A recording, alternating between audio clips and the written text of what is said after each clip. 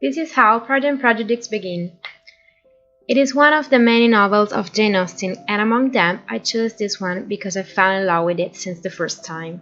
It could happen to everybody to lose their head for a book, a movie, a painting, a place. It happened to me, with the charms of the English countryside of Hertfordshire, with the soundtrack of the movie, with the family estates and those majestic of Netherfield and Pemberley, and with the overwhelming declaration of love and the looks of protagonists. With this video, I'll show you briefly some of the main steps of the novel, hoping that you will be enchanted as it was for me. The book is a must, and a film are not so less so. In my opinion, the first version better reflects the era of Pride and Prejudice, but it was that touch of modernity that makes me fall in love with the most recent version, because certain situations are easily reproducible in our days, and if you watch it, you'll understand why. Jane Austen, the author, was one of the most famous and well-known writers of English literature in the world. In her stories, she never talks about wars in detail, but about the themes that were important for her, such as love and friendship. As we can see by reading her novels, women are at the center of every situation, whether they are phrased and their weaknesses are listed. In fact, Pride and Prejudice tell us about the story of the Bennet, a very large family of Hertfordshire, led by his mother, Mrs. Bennet, who desperately tries to marry his daughters with rich gentlemen of the English countryside. The characters of the 5 daughters are very different from each other. It ranges from the scholar Mary, the frivolous and vain Lydia and Kitty, to get to the older daughters Jane and Elizabeth, respectively timid and lovers of the peace and long walks. Elizabeth will be the protagonist of our story. To apparently fulfill the wishes of Mrs. Bennet is a gentleman, Mr. Bingley, who runs the nearby estates of Netherfield Park, along with his 2 sisters and a dear friend, Mr. Darcy. The first impressions between Elizabeth and Darcy are not the best, because few words reveal him as a very proud and unsociable man in her eyes, which in turn will seem full of prejudices. We will see that, in reality, these features are reversed, but there's the figure of Wickham to abstract Darcy and Elizabeth, a young officer who knows Darcy from childhood, but with whom he hasn't a friendly relationship. And he also tries to outline Darcy as a cruel man in the eyes of Elizabeth. Suddenly, one day, Bingley, his 2 sisters and Darcy left the estate of Netherfield Park to go to London, without notifying their departure. Then Elizabeth gets to know that Darcy separated her sister from Bingley, when in fact he himself turned out to try some deep feelings for Elizabeth and declares his love to her. She can't do anything but refusing him, as also telling him about his bad behavior towards the poor Wickham. The young man, in turn, will prove to be an unscrupulous profiteer in debt, so that then he will flee with the younger sister of Lizzie, Lydia, dishonoring the family Bennet, and will be Darcy to find them and to provide for a shotgun wedding. Surprised by such behavior, the feelings of Elizabeth will change, so that when his beloved proposes again to marry him, she will agree with ardor. But again, to hinder the story is the presence of Lady Catherine de Bourgh, Darcy's aunt, woman with ancient values, that will try in vain to avoid the marriage of the 2 young people, due to the lower social status of her. But their love is stronger, and it wins on the social convention. Meanwhile, Bingley is back in Hertfordshire to ask the hand of Jane, who never stopped loving. The story ends happily with the unions of the 2 couples.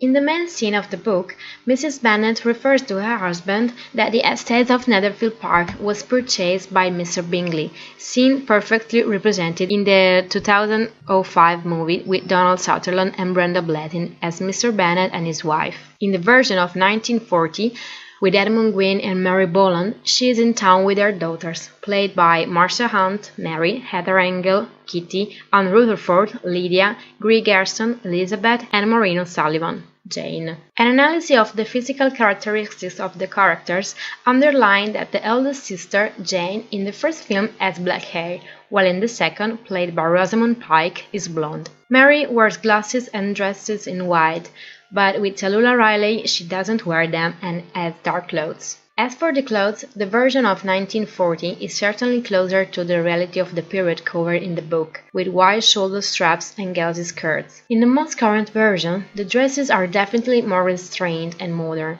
without neglecting the details of the time. In the film by Robert Z. Leonard of 1940, we immediately see the figure of Wickham, played by Edward Ashley, a tall dark-haired man, and directed by Joe Wright. Wickham enters the scene later, played by Rupert Friend, a blonde and long-haired man. In town with Mrs. Bennet and her daughters, there's also Mrs. Lucas and her daughter, Charlotte, blonde with Karen Morley and brown with Claudia Blakely. In the novel by Jane Austen, Mr. Bingley ran the estate of Netherfield Park together with his two sisters, Caroline and Louisa, and Mr. Darcy. In the film version, Bingley has only one sister. With the movie of Leonard, Bingley is played by Bruce Lester Brown, in that of Wright plays Simon Wood, with reddish hair. Following the narration, we arrive at the scene of the ball, organized by the Lucas, and Bingley and the others are invited. In the version of 1940, Darcy, played by Laurence Olivier, meets Elizabeth and asks her to dance, but she refuses and instead accepts the request of Wickham, also present at the ball.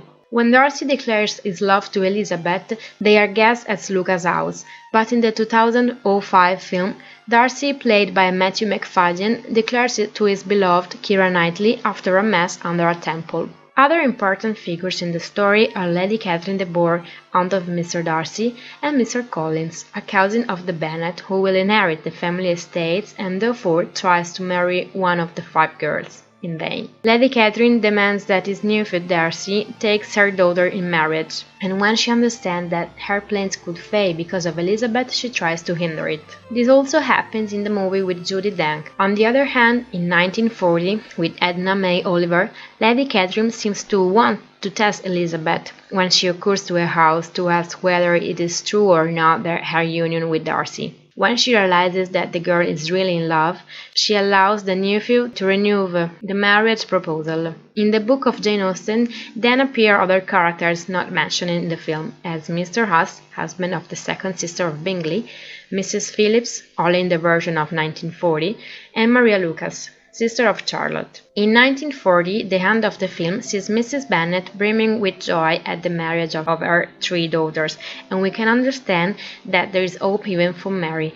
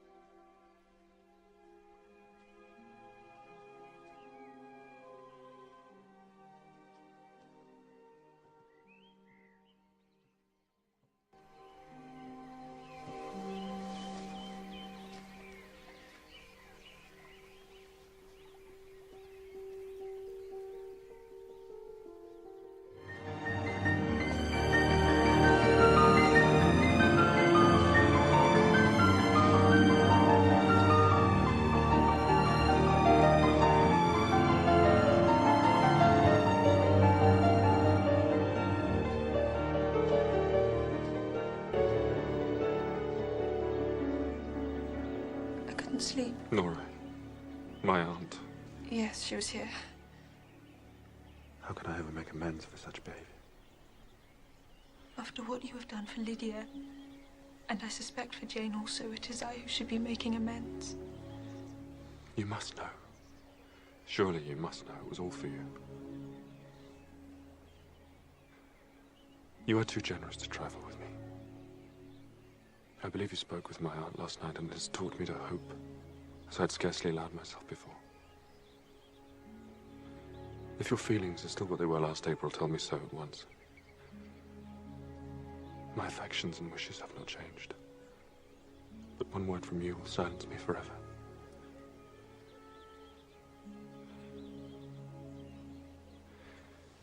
If, however, your feelings have changed, I would have to tell you. You have bewitched me, body and soul, and I love, and love, and love you. I never wish to be parted from you from this day on.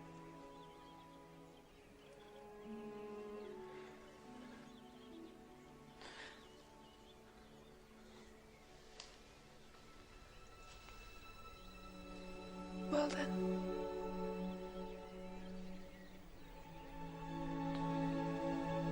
Your hands are cold.